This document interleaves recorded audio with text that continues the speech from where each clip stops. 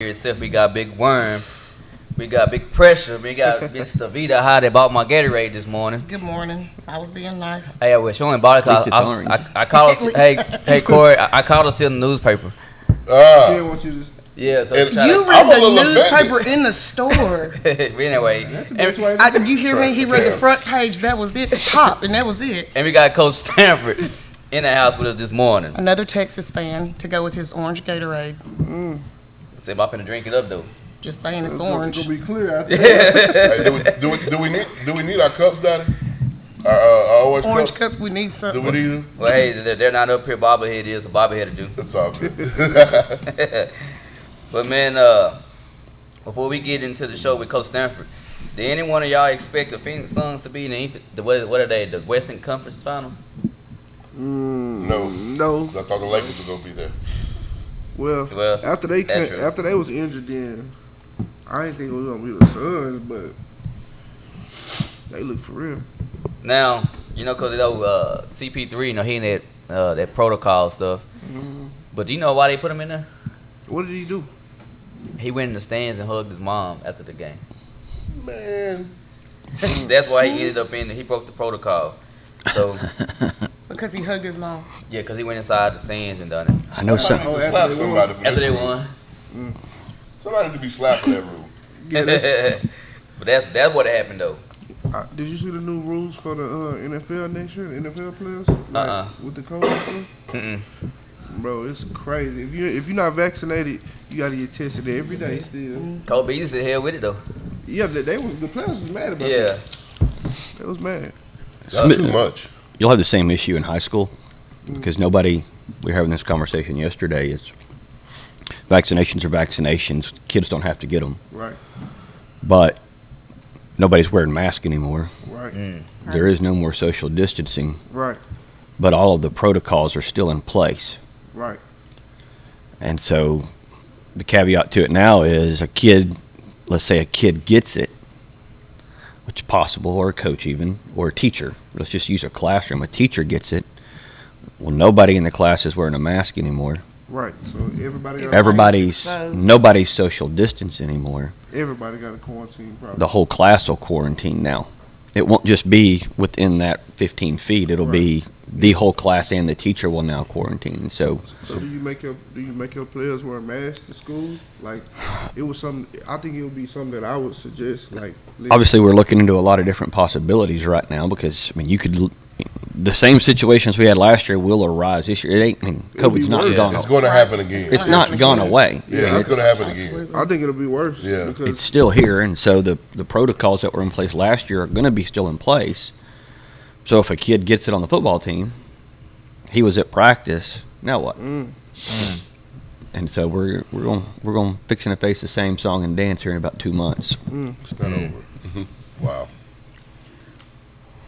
Anyhow, today's show is going to be about, it's going to be the ins and outs of recruiting.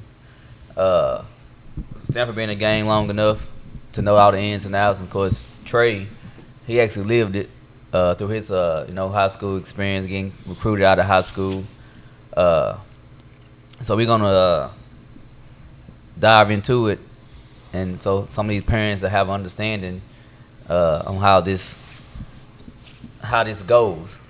I think some people has a very big misunderstanding on how this high school recruiting stuff goes, and actually I think the players do too. Yeah, I was just about to say that. So we're gonna get on to it. So, Coach, how long you been coaching? 23 years. 23 years. And I'm sure at Texas High alone, you done had a lot of guys go collegiate after high school. Just out of Texarkana. Mm-hmm. I'm not sure how many you done had before you got to Texarkana, but I'm sure you had some there too. So, what are the parent roles when it comes to the recruiting? The recruiting process over the last 23 years, it's a constant change right now. Probably from what Trey experienced even to what kids this year coming out of COVID will experience. The change in the last 20 years has just been, and mainly due to the internet and social media. Yeah. That's what's changed it. the ability for a college to see a kid within a matter of seconds, where prior to, let's just say, social media, everything was done by DVD, mail, hand deliver. I mean, there was no immediate response for a college to have a film of a kid. So there was actually still a relationship between the college, the coach, and the kid. And that's where the majority of your conversation took place. And so the parent, the whole picture of it all is there's got to be a partnership between the coach, the parent, the kid, and then the colleges. And there's got to be constant communication between all of those involved, just so that the page is written the same by everybody, that there's not different voices about, that everybody's on the same page about what's taking place with the kid, the goals, what do they want the outcome to look like, what is the realistic outcome, and then how do we get there to write the map, basically. To be honest with you, I think a lot of kids with this recruiting, I think they hit a big mountain because mainly they play around with their academics at an early stage. Then when it's time to get serious about it, it's a little bit too late. Kids and parents don't realize what you do as your freshman year affects your senior year, because it's your grade transcript. You can't forget that your freshman year you had a bunch of D's and, well, not in Texas, a bunch of F's and C's, your GPA low. Right. That stuff don't go away. I think kids don't understand that a lot of times they get junior seniors, they like, oh, I think I'm making go play football after high school. Well, probably not. You done messed up your grades. Because your grades is that far gone, and then with that comes a lot of blaming. Yeah. Other than themselves. A thing that happened to me was early on. I kind of front loaded myself with the AP classes and just a bunch of classes. So like later on in high school, I wouldn't have to take this many. I'd go home early. I don't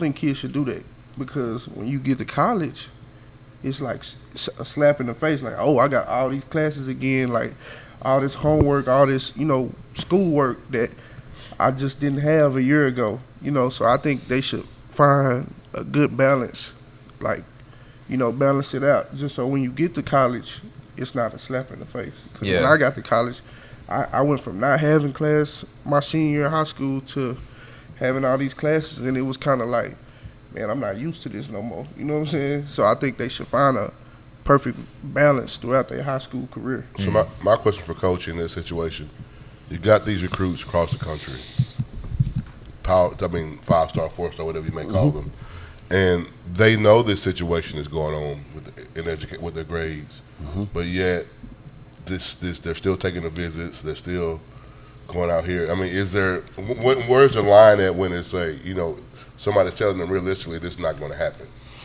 The reality with college athletics is it's a $1.18 billion business. Yeah. Absolutely. It's a business. And so they have to have athletes to keep that business moving. They're not going to turn on the athlete. The number one running back in the country wants to go to Texas. He's probably going to go to Texas. No matter what the situation looked like in high school. They'll figure it out. They'll figure that out on their own, or they'll find another one. But that money is going to drive everything. I mean, you go look at the court documents that came out yesterday, just on the NCAA rulings up at the Supreme Court level even. It's about the mighty dollar, and that's really about it. Yeah. And so what the kids don't understand is all they are is a dollar figure to these colleges. It doesn't matter if you're D3, NAIA, JUCO, draftee, all the way up to Power 5 Division I. They're a dollar figure to that school, like Trey said, once they get there. And let's just use Clayton Smith, for example, who's at OU now. And we'll talk a little bit about Clayton's story later, but Clayton's at OU, and he's on his first day there. He's with 12 other kids that came in early in December. They're all 4 and 5 stars as well. I mean, there ain't nobody that just showed up and said, I'm here. Right. And I think that's... Kid shows up 7 minutes late. Oh, yeah. First day. Lincoln Riley walks over, just says, "Pack up your locker. You're done." Wow. Sends him home. He's done. Yeah. Kid's not there anymore. They're going to find somebody else. There's a multitude of people. So the caveat to it all is there an athlete that is just that much better than a lot of people? Absolutely. Yeah. Absolutely. And so what we talk about with our kids a lot of times is you got to have a couple things, obviously, outside of the grades and other things. You better have a lot of talent or exceptional hard work. Yeah. Obviously, the best athletes have both. Right. The one that's have the both. So if we use this example with Derek Brown right now. If you've got exceptional hard work and exceptional talent and you go to a school with exceptional resources Yeah. It's going. and you stay healthy, the odds of you making it professionally now are a lot higher. Yeah. Absolutely. Now, if you go to a school with low resources, you have exceptional hard work and decent talent, there's still a chance. Right.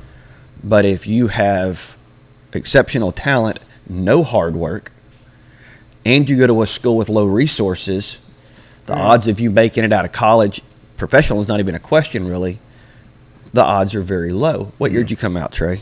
High school of college? 15. 15. So prior to that, we had a kid, I've just used him as an example before, kid that went to Texas, exceptional talent, low hard work, one of the top players in the country, went to Texas. Right. Still made it to the league. Now, ran himself out of the league 6 years later because he wasn't very willing to work hard, got Right. more or less blacklisted out of the NFL. Right. But he went to a school with resources and he had a ton of talent. Right.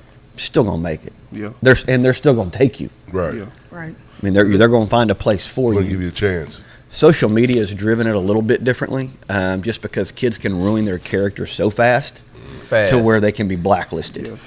Yeah. It was a guy who I want to say he came out of college a year before I did. Came out of LSU. I think his senior year he had one catch, Mm-hmm. and he still got drafted. Mm-hmm. He was extremely hard worker. Yeah. But He got the resources. yeah, he had the resources, but he just couldn't get on the field at LSU. But he got drafted Right. in the NFL, and It ain't Miami. A lot of people can't get on the field at LSU. right, right. That's what I'm talking about. That was serious for a minute. Here we go. Welcome to the couch. Yeah. But he ended up playing like real minutes Yeah. in the NFL, like starting some games, But if your character is high Right. and the resources you've been given at most Power Fives, Miami included in that, most Power Fives that are in big conferences, the resources are there. And if you've got the character and enough ability, the NFL wants you because they want high character people that are going to make it a business where they're not going to be on the front page of the paper for the wrong reasons. You're right. But kids can immediately, where colleges are shying away, and this is a true statement. I'll use an example of a kid at a camp last week. You can ruin your credibility and character in a matter of 1 second Oh yeah. by what you post. And where colleges are, because of social media, kids are a lot more affluent to be seen by colleges because of camps and social media this day and time. So the pool for colleges to recruit has gotten immensely larger. There's a lot more population of students to choose from. And so colleges have gotten a little more, let's just use, receivers are almost a dime a dozen. You can just about walk into a school and find a receiver, at least in the state of Texas. Yeah. You can find you a receiver that can be equitable in some form or fashion. Right. And so we're at a camp, and I'm standing, the head coach at the school, I actually coached him about 12, 15 years ago, and he's the head coach at Austin P now. And we're standing there talking, and receivers are running routes and catching balls, and he's making notes, and he's there to offer kids. That's Right. what he's there for. He evaluate and offer. And so this kid runs a route and catches the ball, good catch, and then look over, and the kid's running back, and the DB that he made the catch on is in front of him, and the kid just starts talking trash. Right. The coach just immediately just Scratch his name. cross. I said, Coach, what's the deal? He goes, man, I can find me a receiver that can catch a ball and not say anything. Right. Right. But social media, the 7-on-7 world, is a driving force behind. You ought to be talking trash. Right. Yeah. Right. You ought to be How they saying make things. money, Right. how they sell it. You're right. There's 1,000 receivers out there. A coach can go find one that's not going to say anything and just walk back and give the quarterback the ball. A good one too. Right, and a good one. And kids don't understand because they don't see that aspect. They see what they think is getting likes. Right. And what's getting likes is me talking trash or doing a flip or throwing a ball at a kid, or that's what's getting likes right now, not the character side. And so the college coaches are still looking at, I don't want a high maintenance player. Now, like we said before, you're the number one running back in the country. It's different. You may be able to be a little bit high Yeah. maintenance. But receivers, there's 100 of them dudes out there. So You know what I know? I ain't mean to cut you off, but to piggyback off what Coach saying though, it's a flip side to that, right? Because coming out, character was one of my strong points. Mm-hmm. But at the highest levels, sometimes the yes sir and no sir guys be considered weak. Absolutely. by coaches. You know what I'm saying? At the college level. Yeah. So I come in and say yes sir and no sir. You know, I don't give you no problems, and they consider that as weak. Versus, it's some kids in there that's giving the most problems, and they get the most opportunities. And it's kind of like, I always tell parents, coaches, whoever, like, make sure your players got a little edge about them. You know, straddle the fence, because, bro, they'll consider you weak, you know, in the college ranks, because you a good character kid. But Sometimes. I just think that's who you play for, though. It's got to be who you playing for, per se, not just. I done seen it at every level. That's what I'm saying. Yeah. Like, in every locker room I've been in, you be like, man, how is this guy? You can't be unknown.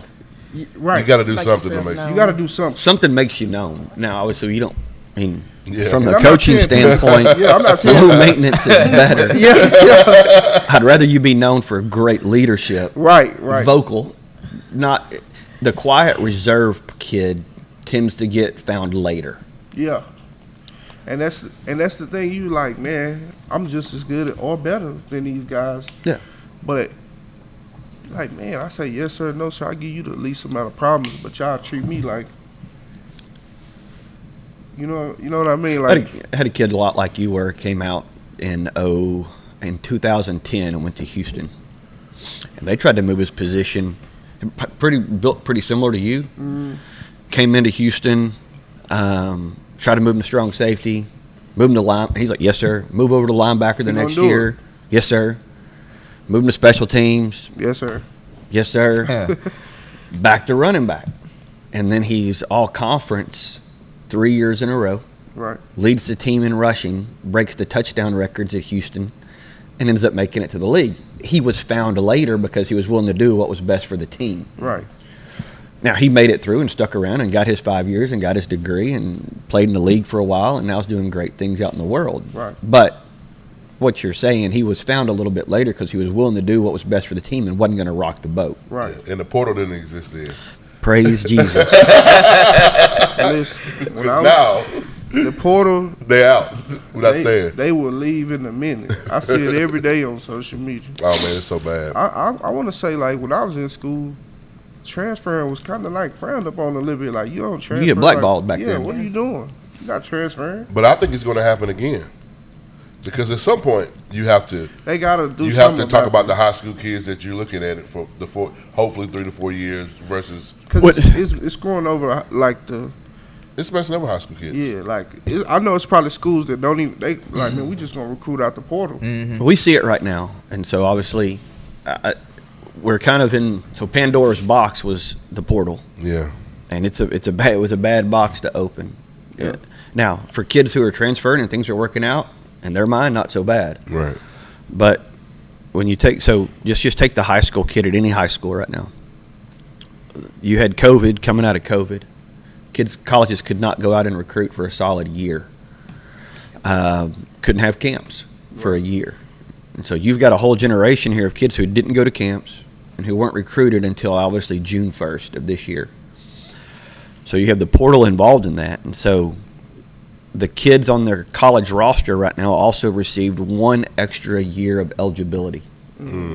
So any kid with any sense about them, even if you're not a starter, I'm going to stay and get that extra year of eligibility. Right. Right. I can't tell you how many colleges I've spoken with about, no, coach, he's going to stay as a senior and be the backup, and he's good with being the backup, and we're not going to take and whatever position. Right. And so you've got colleges not taking a position because they don't have to because their roster is still full, to now let's just use SMU. SMU has not taken a high school quarterback in 3 years. That's what I'm saying. Had Shane Buechele for 2 years. They had the kid from Lake Travis the year before him. This last year they had the kid from Oklahoma, and now they've got Tanner Mordecai from Oklahoma. Yeah. They're not going to take a quarterback. Never, probably. That's what I'm saying. Utah's in the same situation. Yeah. And they got kids that hadn't even played the college level yet. No. I mean, Right. Like they're the mid-major schools. Yeah. They're not taking a high school They're kid. not gonna take high school kids. They're gonna The portal out the portal. is full of quarterbacks. Yeah. And so the portal right now, it's killing the high school kid. Chandler Now, Moore is just at TCU. He's at TCU. And so what you're getting is the Division IIs and your FCSs. So exclude FCS because FCS is pretty much strictly JUCO, transfers, and portals. That's pretty much where Stephen F. Austin's of the world. For sure. Yeah. Go look at their roster. Yeah. 80% or more is going to be made up of those type of Transfers kids. and Portal, yeah. So Division II is who's really recruiting the high school kid right now. And so you go back, what people have got to learn in recruiting is, even look, I used to use Clayton to get an example. Clayton's first offer was Southern. Right. And what high school parents and kids tend to think of as, my first offer is going to be OU. Nah. Right. Probably not. And so what we tell parents all the time is, hey, start small. Then let's work big. Right. Let's get the first one first, even if it's, Just secure your spot. Right. yeah, even if it's Southern. Yeah. And we're in that boat right now with several kids who've got offers who that boat's going to sail. Right. If we don't make some decisions real fast, that boat's not going to sit here and wait on you in the harbor. You better make some decisions real Right. quick and get on. Talk about the committable offers. That's what another part of it. Are they Yeah, committable when they get them? you don't know. I mean, the vagueness of an offer is you don't. Obviously, you want Absolutely. everybody to be honest and being on the same page. But until that kid goes to commit, That's the only time you're gonna that's know. really until you're going to find out. Oh, Yep. that's tough. 'Cause And so, I mean, I try to commit to Oregon maybe like 2 or 3 weeks before I actually did commit. But they some schools won't let you commit till you come on an official visit. so Braylon's in that spot right now with Right. several good offers, Right. viable offers Right. that want him to commit. Right. But most of them aren't going to let you commit until you come on an campus. official vi- yeah. And so official visits, because of COVID, they had June. Well, July 1st, it closes again, so you can't take them in July. You get the last weekend of July to take them, and then everybody's in fall camp. And so to your point earlier, what a lot of people don't understand is everybody wants to go to a camp. It's awesome. You should. And if you want to be recruited, you should go to a camp where you can play where you can play football at, or basketball, or I baseball. agree. Do not go to a camp where you can't play. Right. Absolutely. And Don't so, go to a mega camp. Don't go no, to a mega camp if, if you're not unless camp there's going to, quality. and the other thing is, don't go to a camp where college coaches are not there, or somebody's not there that can get you to college coaches. Right. Right. There's two sides to that. That makes perfect sense. But within that, don't go to a camp unprepared. Yeah. Yep. Too many kids go to camps and they've never done the drills that are there. You don't screw yourself over. And so they Really? get seen in a really, really unathletic, awkward, bad side. And so I think the role of the high school coach is to know where your kids are going to camp, to call those coaches ahead of time, find out what drills those kids are going to be doing at the camp, and then rep those drills in your workouts. Yeah. So the kid knows, because you, as the high school coach, you don't want your kid to be embarrassed, Right. Right. and you want them to be recruited. Right. And the other side of that is to set up a camp schedule where your high school, as a high school coach, I want to set up a camp schedule where the kids can go and play. Right. And so that's that conversation with DeVita or whoever the parent is to say, hey, these are really viable options now. Right. Let's focus in on these schools. Let's get these and Then let's build it out wider. Now let's create a conversation and a relationship with these coaches first. Let's go to these camps. These are the drills they're doing so that the kid is prepared, the parent is prepared, there's a relationship with the coach they're going to be in front of. It's very rarely good to go in blind to a camp. Yeah, it's never good. I tell kids all the time, man, like, if you haven't been practicing at 40, don't go to that camp and embarrass yourself. Sure. Especially if you one of those recruits that's you already got offers, or you on the edge of getting offers that you just about to offer you. Bro, don't go mess that up and run something. Right. That You got to be able to put your best foot Yeah. I mean, forward. if you're a receiver that doesn't run the route tree very much, don't go run routes at a camp. Right. Like Coach, I will go to the camp, and if they run the 40, I'm not running it. Yeah. I'm not running it. Like, I'm not about to run the 40. Yeah. There's no reason you to. put First impression my is film on, everything. I'm running away from guys. This is what you want to see me do. Yeah. I'm not about to come out here and run something that's going to jeopardize my future. There's got to be a map. There's got to be a plan in place with the parent. They can't just throw their kid to the wolves and go, I'm going to go to A&M, Texas, Baylor, Right. Texas Tech. If them schools not recruiting you already, There needs to be a plan in place and a relationship. College coaches do still recruit off of relationships. yeah. And you even take the next up to the professional level. I've been fortunate to have 7 kids go professionally.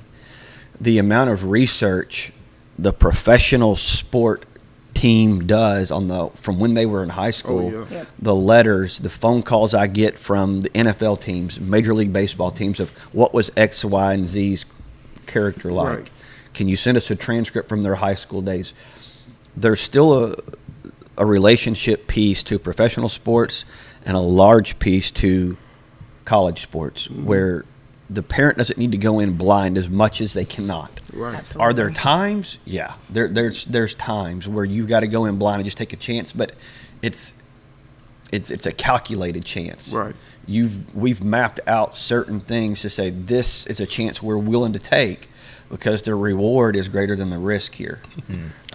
But you better know what you're walking into. Right. I got one more, Donnie, because he added to it. So you talk about relationships. Coaches still recruit off relationships. So recruiting services. There are particular guys. What do you think about them? Like, you got the big ones that one of them I just don't totally agree with. But you have the bigger recruiting services. You have the prep stars, the NCAA, whatever. You have the individual guys that offer their service, solicit their services. Yeah, so your large conglomerate of like telemarketers stay as far away as you can stay. I don't think a parent should ever pay $1 to get their kid recruited. Right. I think that's the high school coach's job to help solicit the colleges and lay out a plan for this is how your recruiting is going to go and this is kind of what it's going to look like. There are individual guys across the country that do have connections to colleges. Yep. Do I think you should pay them? No. Do I think they're helpful? Yes. Do I think as the high school coach I'm going to have a relationship to know what's going on with my kids? Right. Yes. And so there's a safe distance within that Okay. to know what's as the high school coach, I want to know what my kids are up to, what's going on, how can I help? Is there somebody I can come alongside and help? Like, Kevin Murray has put out how many quarterbacks in the country as a private trainer. Right. I have no problem with Kevin Murray. He's trained a lot of the quarterbacks that I've had over in the off seasons and has a lot of college connections. Kevin Murray and I are going to have a conversation about that. Hey, what are you hearing? What do you think? We're going to work together. I mean, I think that's our job, to just work together within that, be professional adults to know we're here to help the kid. And there's not a dollar figure within that that's going to adhere from the kid from getting help. Right. Type thing, and just be smart about it. Yes, sir. But NCSA, stay as far away as you can stay. You got over 7 million recruits. Now, Coach, what's your head coach, like, what's the main role, his main role in the involvement of someone getting recruited? I think the first step is, one, having a relationship with your players and being able to sit down and go, okay, what are your dreams? Let's start with dreams first. Okay, and what's reality? Okay, let's see where's the gray between those two, match them up. Meeting with the parent. You've got to have constant communication between you, the kid, and the parent on what they want, what's reality, and honesty within that. But and I think once you get into those conversations, most parents are fully objective to what their kid is capable of when it comes to college. Because let's just take just a normal kid, and so usually our process within that is I'll say, okay, little Johnny, you give me your 5 dream schools. Here they are. I'm going to give you 5 schools that I think we ought to start with. So we got 10. Okay, we're going to reach out to these 10 schools. and we're going to get feedback from them. And so I'm going to solicit all 10 as the head coach. And I'm going to say, okay, you tell me what you think little Johnny needs to work on and where you see his evaluation at right now on a scale of 1 to 5. Mm-hmm. And so I can get 10 schools, and out of those 10, let's say I get 7 to reply back to me just because of relationships. And 7 of the 10 say, Coach, he's probably not a recruitable kid for us, probably an FCS kid. Mm. Well, I can take 7 out of 10 schools, say he's an FCS kid. I can honestly sit down with a parent and a kid and go, look, right now, here's where we are. You're a sophomore. You're not a D1 type kid yet. The constant communication has been you're an FCS kid. Mm-hmm. So let's start here, and then let's work our way to D1. Right. This is our goal. We want to get to be at a D1 kid, but right now we're not. So let's start with these schools. These are the camps we want to go to. These are the schools that we think within the radius. And, a big part of it is if Texarkana's on a map right here and Mama says I only want them going 100 miles away, well, we're only going to focus on schools within 100 miles away. Right. Everybody says, I'm going to go anywhere in the country until all of a sudden you sit down with Mom and Dad and Mom goes, he ain't going to New York. And so we shrink that down, and there's nothing wrong with that. That's just we want to have a plan in place. Mm-hmm. And so our role within that is to help facilitate the plan, keep the level of communication open constantly. And like I tell parents, I understand you feel like you're calling me a lot, but this is a business deal. Your son's the can of soup on the shelf right now. Right. We're both trying to sell him and work together within that. And as long as everybody's objective and honest within the kid's ability, because eventually, consistently, the college coaches are all going to say the same thing. Mm-hmm. And as long as everybody is willing to listen to what's being said and objective, it usually works itself out. I think what you said, though, when you answered the question about reality, I think a lot of people have this false narrative in their brain on how they're gonna get recruited, because everybody that puts a helmet on thinks they're going D1. Yep, absolutely. So the reality, they're not a D1 talent. That's reality. They're not a D1 talent. They probably should be on a D2 level. Right. So, but if you ask me, a lot of them miss out on that opportunity because they so more focused on I'm a D1, and you're not necessarily a D1 talent. What people, I think the biggest thing that people miss about college athletics, it's not about athletics, it's about education. Mm-hmm. And they go thinking, I'm going to play football. You are, but you're going to get an education. But what they don't understand, a lot of kids, and you can go ask just about any kid right now that's at their summer workouts for a college, it is not fun. No. It is life now. Yeah. And it is a business, and you are a dollar figure. And you either produce or you don't. Yeah. And there's prime meat and there's select meat. And you're either one of, and that's how you're looked at. That's and facts. They've got to understand that there is nothing fun about. If you ask people who play college football, what's the best time of your life? Most people don't ever say college football. No. Or anything. They go back to high school. But you go back, let's talk about reality. And so everybody, if you're a basketball player, everybody looks at Stephen Curry. He's only 6'1". I can make it. I'm a 6'1" guard. I'm going to make it. That's not true. Mm-mm. That's not true. What they forget about Stephen Curry is he has the wingspan of a 7'9" person. He is an anomaly. Right. That is not normal. Nothing about his body anatomically is normal. Right. And so more likely than not, you use Baker Mayfield. Everybody wants to point back to Baker Mayfield as a walk-on. Are there people who walk on and make it professionally? Yes. There are. Do kids fall through the cracks? Yes. Yep. Absolutely. Can the smaller kid make it at the high level? Absolutely. The thing about Baker Mayfield is he had Division I offers. Right. He chose not to take his Division I offers. He wanted to take a chance on himself. It worked out. Mm-hmm. I'm glad it worked out for him. It doesn't work out for everybody. It's not to say don't take the chance, but it is to say to know the risk and reward behind taking the chance. Yeah. If financially you can afford it, by all means. Yeah, right. You got nothing to lose. Take the chance. And you got to look at football. You said you want to play collegiate football. I mean, you can't fall in love with the national championship at the Power 5 level. You can't. If you want to play collegiate football, you play at the level that you. Yeah.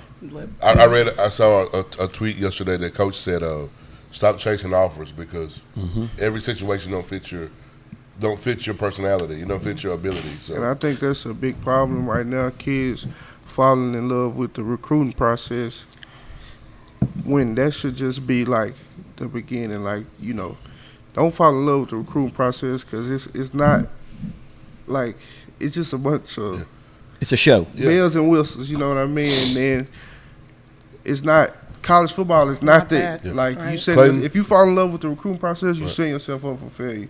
Because like Coach said, when you go, it's not what they said it was. Right. Like, it's hard, and it's not. It's just not what they told you. You know, it's gonna be guys there they didn't tell you about, that's better than you, that's bigger, stronger, faster. You like, man, hold on. They said when I came, I was gonna have a chance to. Nah. As soon as they get you on campus, For real. You're right though. whether it's professionally or college, and even in high school to some degree, the moment you walk onto a college campus, they are trying to find somebody to replace you. Yeah. Absolutely. And that's what, and you go to professionally. That's the draft. Yep. If you are on an NFL, NBA, or MLB team, they are trying to find somebody that's better than you. And in college, the hard part about recruiting, what parents have to understand is, not every year is a college going to take a running back. Right. They may have too many running backs. Right. Each Right. college has 85 scholarships available to them total for their team for football. You know, you really start getting into baseball, track, tennis, golf, and so now we're talking about partial scholarships.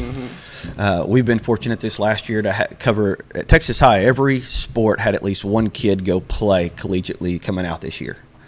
Within that, what I've learned, and a ton of it, is the value of the dollar within the scholarship and how much money is not there for a lot of sports and the equity within that.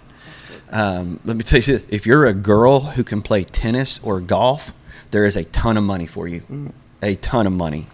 Not like the boys golf comparatively, not the same. There's a lot more for girls. Track's kind of the same.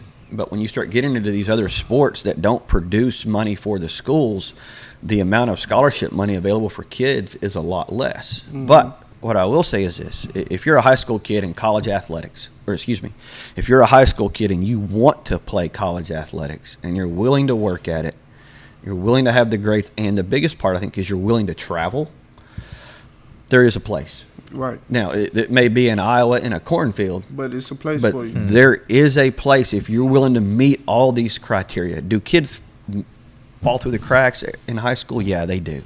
It happens. But if you're really, really willing to do all those things, have high character, be willing to travel, have the grades, have some ability, man, there is a place for you out there in this country. And to piggyback off what you said about they looking to replace you as soon as you get there, I try to tell kids that all the time, you know, like, and that's why I try to advise some kids to be careful about leaving school early to go to college, because if you come in the spring and you're not ready, they kind of like put kids on the back burner, you know what I mean? And versus like if I'm a receiver and I came in the spring and I wasn't up to par, and these other guys come in the summer, coaches don't get to see them until they're playing real football in fall camp. So this guy may have flashed, and now he's ahead of you.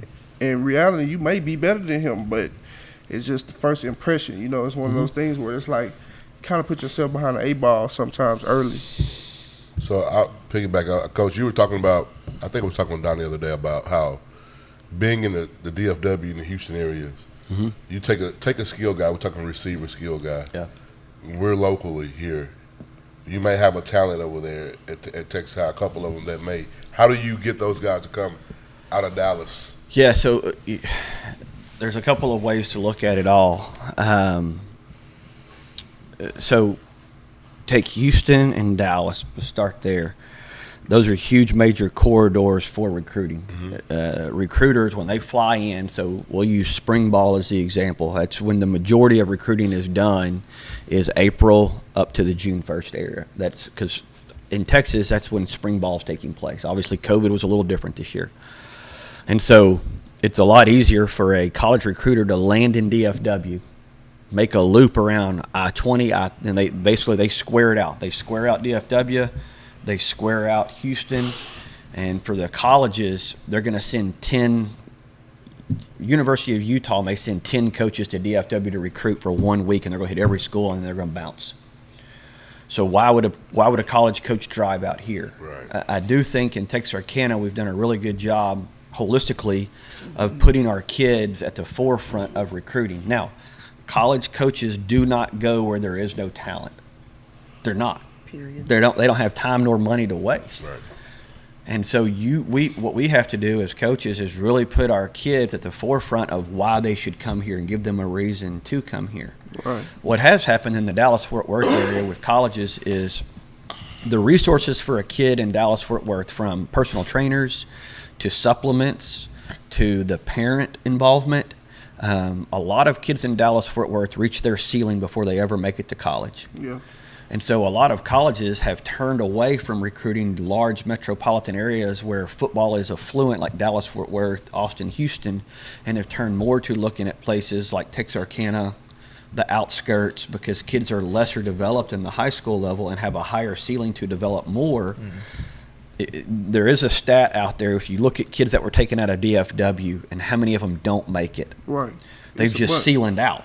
It's a bunch. They have no more room for growth. Yeah. They've been on every supplement known Yeah. to man. Right. Yeah. They've been with every personal They trainer. switched already. They sealing out earlier. They so yoked before they even. yeah, Yeah. they're done. So one, Legal or illegal. Right. They, I mean, you look at some, I'm like, good Lord. look, one And of so- my college roommates, he was from the DFW area, like my first one, and he would tell me that a lot of the time the coaches in the inner city will fabricate to get a lot of those kids offers, and they'll offer them just because of the relationship with the school, or like, man, I got a cornerback over here that's 6 foot, 200 pounds. He run a 4.4. I read a lot of But he's that. really fabricating it just to get the kid an offer. Right. When he gets to the school, he really 5'10" and run a 4.6. You know, so a lot of that goes on, and you know, just because of they want to help the kid, but in reality, it's some kids that's like in East Texas that really can play and Right. really Absolutely. deserve that scholarship over you know, that. we say this all the time, that some of the laziest people are college coaches. Oh yeah, And not from the standpoint of coaching football, just from the standpoint of wanting to be able to go and find the best talent possible. Yeah. I thought back in the early Gary Patterson years at TCU, they did one of the best jobs in the country of finding talent that could grow into talent. right, That wasn't talent 5-star coming out, but became talent 5-star graduating from college. right, And so the internet has allowed a little bit more for the college to dig, because what we've found is a ton of recruiting is all done on social media. yeah, Absolutely. We think, for the purposes of Texarkana and the kids we've gotten, and so far it's proven to work, the internet is our resource. It's useful. you gotta use it. And so we want to try to use as many resources as possible to get our kids in front of as many colleges as possible. So signing day sports. We had Coach O come out from Dallas, who's got a ton of connections. Right. That's just a relationship we want to keep, and it has nothing to do with Texas High trying to be better than everybody else. It has to do with us trying to help kids. Yeah. Yeah. Absolutely. That's At all the it end is. of the And day, yeah. we don't care who comes or that's what's what's involved. important. It's really truly about, man, these kids they're still kids. They get 4 years of high school and then they're off into life. If we can better that life by allowing them to go to college for athletic purposes, we want to use as many resources, as many dollars as possible to allow them to be fortified that opportunity to go fulfill their dreams. Now, once they leave, that's on them. Right. Yeah. I told her son last week, don't come back. Right. He was in my office on Monday of last week for FCA baseball game. I walked in there and I said, I got some of y'all in here who are leaving and some of y'all who think y'all are coming back, and I do not want to see you back. Oh, if you could let Stay Ron gone. Sellers come back, he'd be back with you in a heartbeat. And so, but we want to provide resources for the parent, for the kid, and then we'll see what happens. Recruiting is not a perfect science. It's a ton of hard work and communication and phone calls that stay up late at night. Absolutely. College coaches have 2 phones for a reason. Yeah, I mean, it is a hustler's life. it is. Cause let me ask you a question. Do you think a parent can ruin a kid's recruitment? In a heartbeat. In a heartbeat. Yeah. We had college. There's 2 parts of reality within that. One, the kid has really got to want to play college athletics. Let's start there. Every year we have kids, and the part of as the high school coach, you've got to stay in communication with your kids about what they truly, truly want to do and are willing to do. each year we had a kid last year. He was a very honest kid who had about 8 offers to go play on full rides at the D2 level. He chose to go to the Army. Man, I'm proud of that kid. One, because he was honest the whole way through. He didn't take a visit. He wasn't fluently being on social media, whoring out basically, look what I've got. He was pretty honest, Coach, I'm not going to make it at the college level. I need more structure and discipline. I need to go to the Army. Man, and turned down multiple offers. Right. Happens each year. If the parent becomes like the kid and is entertained by colleges and offers, and they make it into a popularity contest, the college coach will not put up with it. Right. We have had kids lose scholarship opportunities because the parent could not keep a safe distance. There's a safe distance that the parent needs to be involved. They are the parent. Right. There is a safe distance within that. A sound parent needs to be involved. Yeah. Oftentimes, I think the best communication with the parent needs to be with the high school coach. Yep. Yeah. If they'll leave the college coach alone, Right. because the college coach has got, like we said, they can go find another running back. Right. They will. And so if the high school parent will just communicate with the high school coach and let the high school coach do the work, It'll be better. It would be a lot better. it'll be a lot better. I think it's so sensitive with social media on what a parent can ruin in a matter of a second. I know it's your profession, but are high school coaches lazy when it comes to recruiting? Depends on the coach. Depends on the coach. Yeah. Some of them are, like.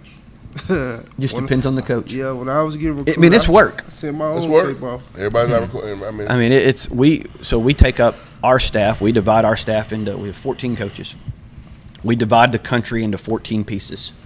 Each coach is responsible for the colleges within their 14th quadrant. And so they have a list of every college in that quadrant. And so when I'm dealing with Ryan Sellers, so Ryan ended up with 5 or 6 football to baseball scholarship offers in the country to play both, from Hawaii all the way to the East Coast. All we want to do is say, here's your opportunities. What do you want to do? And so every coach within that quadrant who has that school is responsible for being in communication with those schools so that we have a relationship, so we're not going in blind.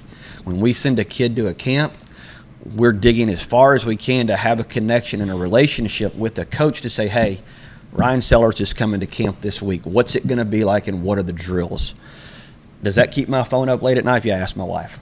I mean, I was on at 9:30 last night dealing with recruiting.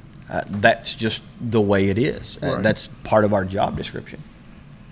Like Coach Stanford, speaking about social media, when you look at social media across the board and not just Huddle and things that the school are posting, how important is it for the kids themselves and the parents to have quality posts of what their kid are doing and not be coach bashing or say anything ugly about football games or other team? How important is it for the parents to have a good positive attitude as far as social media and recruiting goes? You just never know what's going to come back to haunt you.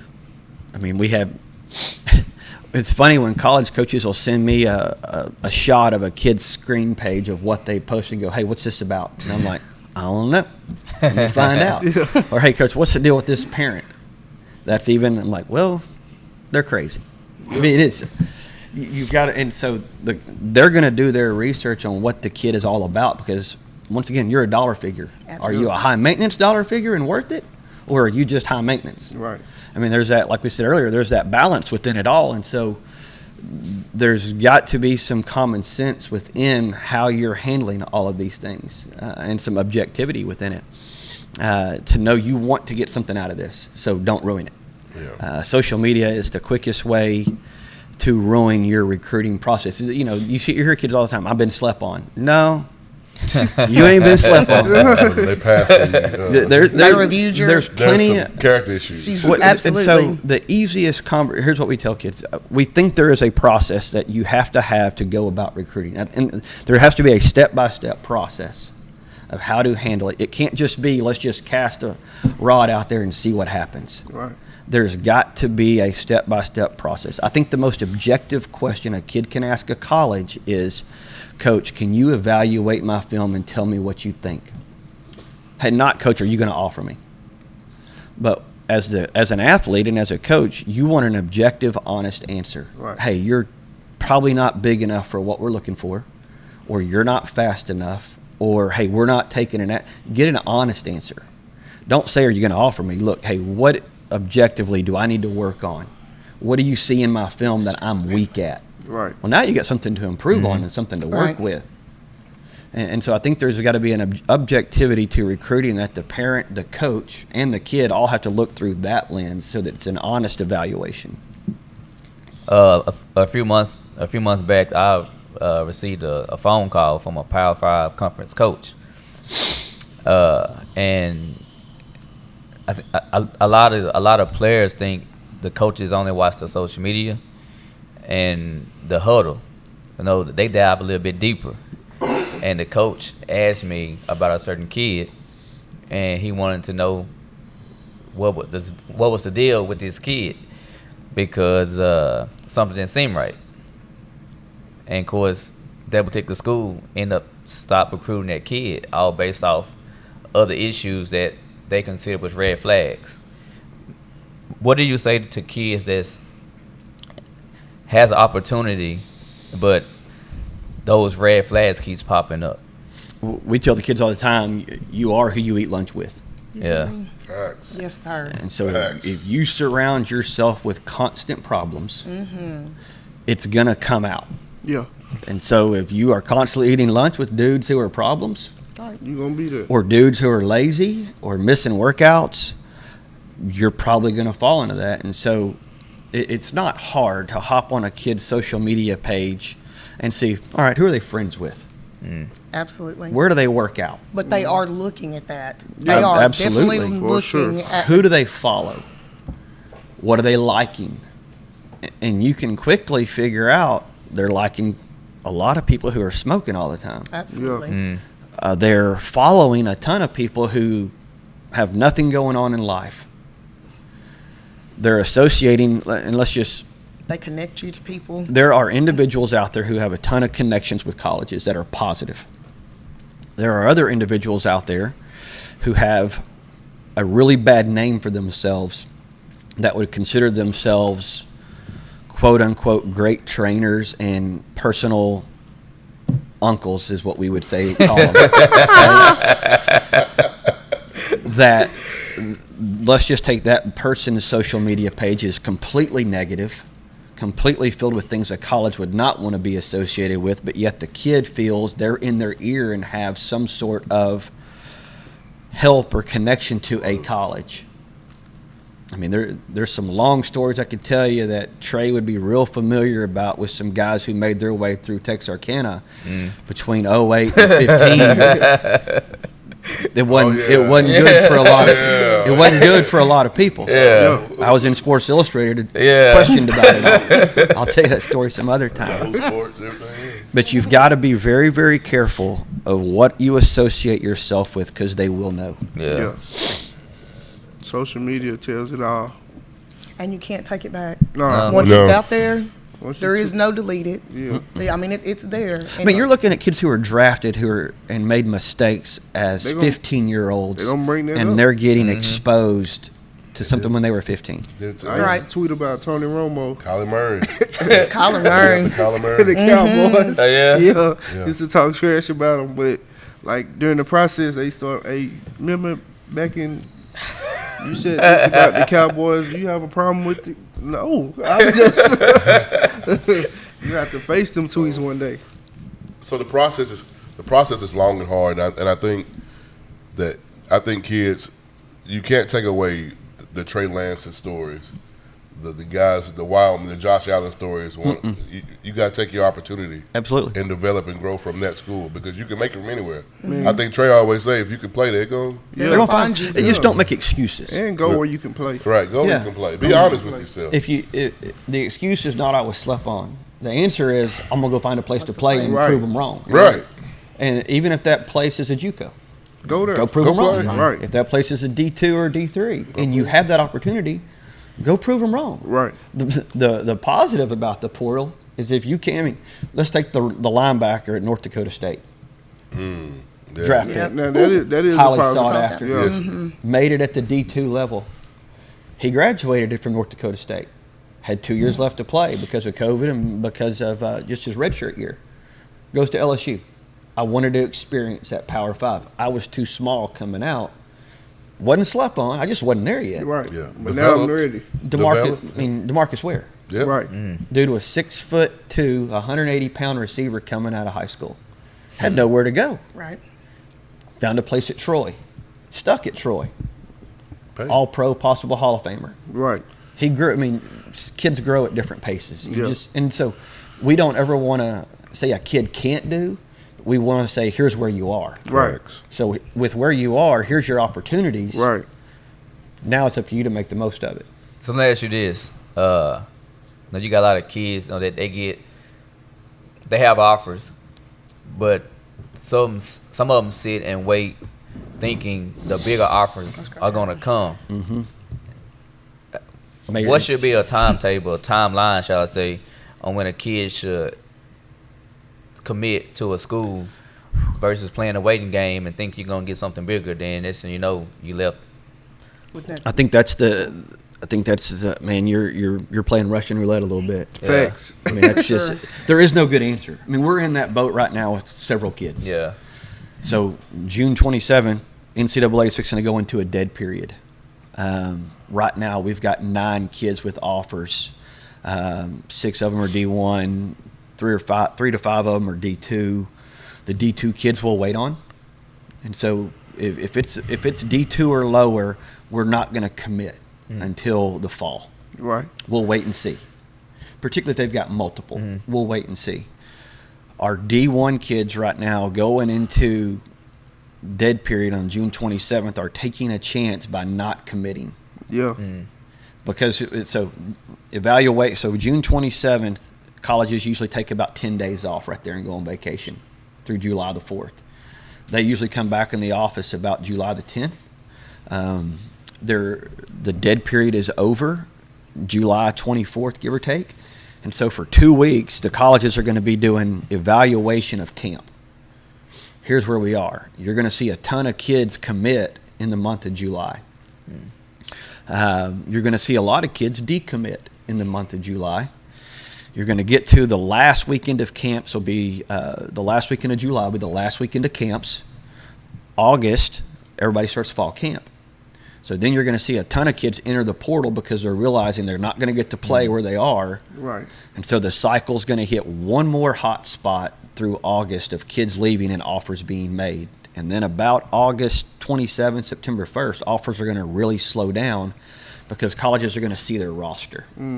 If you haven't committed, you're probably going to miss out. And Coach, for what I'm hearing, you know, based on the pandemic, that people are saying now, if you get an offer, Better take it. You better just push the button. Say if it's committable, you better hit the I button. mean, I Secure your mentioned you spot. this. Secure. So we have Secure our spot. quarterback who, in my opinion, is one of the best in the country. I'd take him any day of the week. He's picked up Division I offers, Division II offers. He's at a camp yesterday. They do not have a committed quarterback at this point. 30 minutes into the camp, he hears a kid saying, "Hey, such and such just committed at quarterback from Arizona to he's at West Virginia camp." Well, while he's at camp, a kid commits. Now, he didn't have an offer from this, but other kids did. So while he's at camp hoping to get an offer, a kid who lives in Arizona commits to West Virginia. Well, he knows they're not going to take another quarterback. Yeah. Right. And so, man, it is Vegas. It is the stock market, and it Yeah. is constantly changing. You got So to. you pick up that phone up and say, "I want to go ahead and make that Yeah. commitment." At least secure your like if you. I think it's one of them things like if you got 1 or 2 D1 offers, and you hoping to get more, I would at least secure my spot at one of them. Yeah. Cause they'll fill up, and then, cause this is the thing, they offer plenty of quarterbacks. Like they offer 5 or 6 quarterbacks, and they just waiting on one of them to commit, and then the rest of them can't commit. I had to bring up this team right now because Donnie didn't want me to, but Texas, they just got another running back in the stable. They got like 5 backs now. They're probably not taking another one. Yeah, and now and the 2023 guy, he had no choice but to decommit. Right. I mean, it was too Right. soon anyway, Yeah. but Yeah. you got 5 in the stable. And then I tell kids, man, I wouldn't commit that early. Like, if I'm a sophomore, why would you commit? Like they got freshmen and sophomores. You don't know them guys gonna turn into star players. Yeah. Why would you commit mean, to we're- a school that early? We were Right. with Brayson working on quarterback stuff, and we're going through the list of colleges across the country. and we get to, I don't remember the school, if it was Louisville or somewhere that direction. Maybe it was Western Kentucky. Had 9 quarterbacks on their roster right now. And what COVID has done is it's given everybody an extra year of eligibility. Right. So they're backed up in certain positions, not to the college's fault. Right. They didn't, I mean, COVID wasn't their fault. Their roster wasn't their fault. They were expecting these kids to be gone and graduated. And so they're backed up. And we're like, well, so we just, the honesty part is, okay, look, I know you wanted to go here, but we're going to scratch this school off the list. Right. You go with Braylon's situation at running back. Okay, we're going to, these dudes, like you just said, they got 6 running backs, Braylon. It's no points. Scratch them off. And so what we do with each kid is we have every college listed, D1 all the way to D3. And we sit with the kid and go, do you want to go here? No. Scratch them off. What about here? No.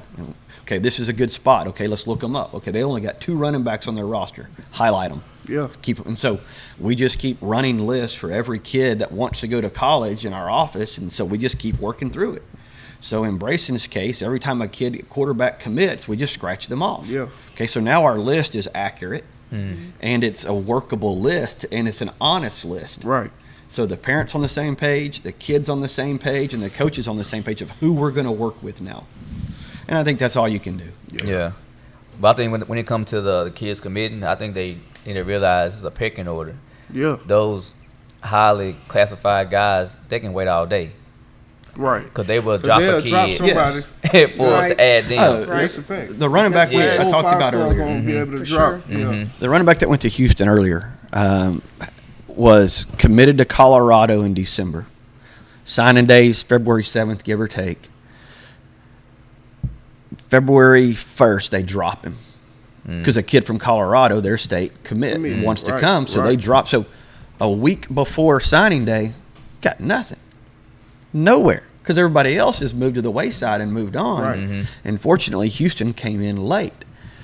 But it is a business. Yeah. Yeah. And you are only as good as the guy that is worse than you. Yeah. And the moment they find the guy better than you, So you're not theirs anymore. Yeah. And you talk about it real quick. You talk about when Brayson went to the Elite 11. Houston probably outperformed Most of the quarterbacks in the there. top 3 in every category. But it's so system. It's already been set up to where it's political. they're political, that they got their absolutely. quote unquote guys that they feel that are the higher names And what bigger names. things like, so Rivals is owned by one of the Army games. Right. 24/7 is owned by the other All-Star game. Right. Kids' stars move up and down based on which game they commit to. Right. Right. Not because of how good they are, Right. or which school. If OU is a rival school and a kid commits to A&M, their stars drop. Right. It ain't got nothing to do with ability. Right. And- None and of it so- does to me. Like I What the was a 3-star.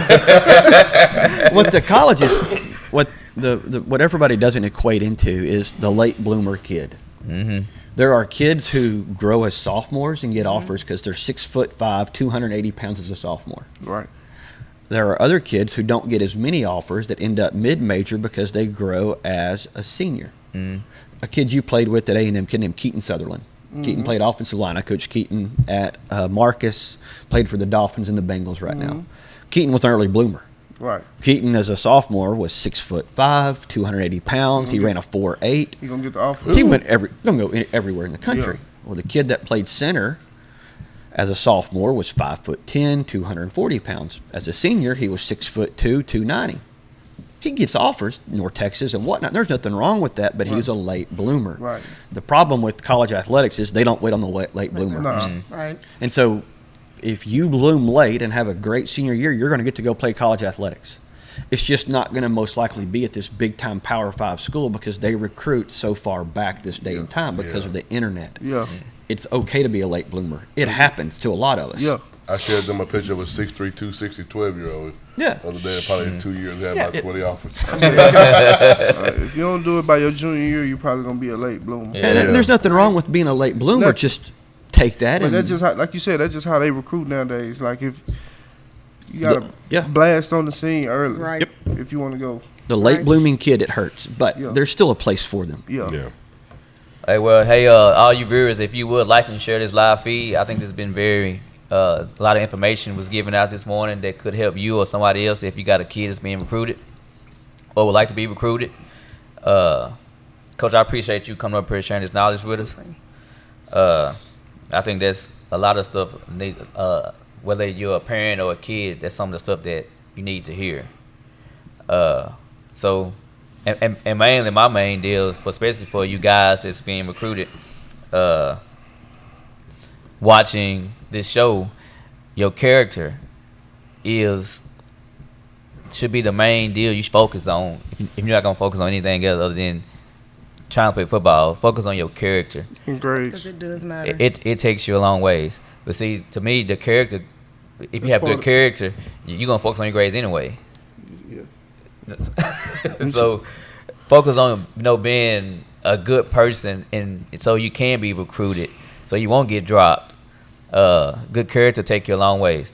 Yeah. Hey, with that being said, hey, make sure y'all tune into the show tomorrow. We're doing the top 10 linebackers coming out of Texarkana Area. Hey, Corey, repeat that for her. The Texarkana area. Texarkana. I'm not even doing it. I'm Don't going to even do the say history area. anyway. Just say Texarkana for you.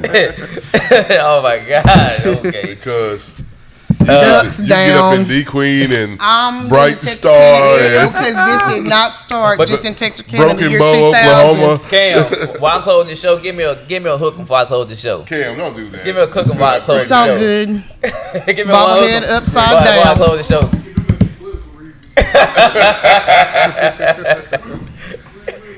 You remember?